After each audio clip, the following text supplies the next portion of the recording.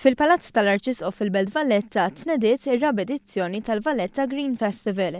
Festival li matulu bejn il-25 u 30 ta' April, partijiet minn dan il-palazz se jkunu aċċessibbli għall-pubbliku għall-ewwel darba.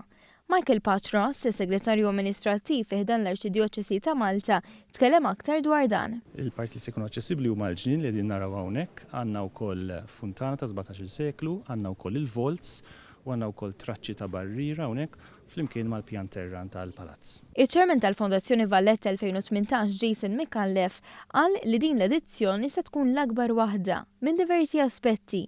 Ewlenin fosthom hemm it-tul ta' żmien tal-festival fejn mill-jumejn ta' tmiem il-ġimgħa ġie estis għal ġimgħa sħiħa. Fuq l-esperjenzi li qed ikollna minn edizzjoni għall oħra qed jidrilna li bħala parti mis-slogan tagħna ta' kultura aċċessibbli għal kulħadd niftħu ħafna iktar il-ġojjelli li kienu ftit imbeda mill-pubbliku Malti biex naturalment tal-anqas darba ġimgħa f'sena, il-pubbliku Malti jkun jista' jara l-ġawar dak li sallum kienu għadhom sigriet. Fil-fatt b'din l-idea fl-isfond li l-inmiċċisterni u l-ġonna fil-Palazz tal-Arċisqof imsejjes fuq is-suċċess tas-sena li għaddiet se jerġa' jkun aċċessibbli għall-pubbliku il-Monasteru ta' Santa Katerina, immexxi mis-Sorit tal-Klawsura.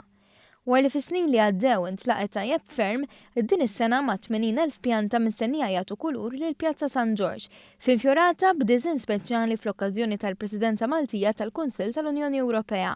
Diżinn li jista' jitgawda wkoll mid-delegati u Ministri Ewropej li se jkun hawn f'pajjiżna fil-perjodu tal-festival, hekk kif id-dati magħżula se jaħbtu ma' 3 laqgħat li se jsiru fil-Palazz tal-Gran Mastru. L-aspett ambjentali tal-festival se jissaħħaħ b'attivitajiet sa tindif li se jsiru fil-belt stess u din is-sena anke fl-aħrax tal-Mellieħa.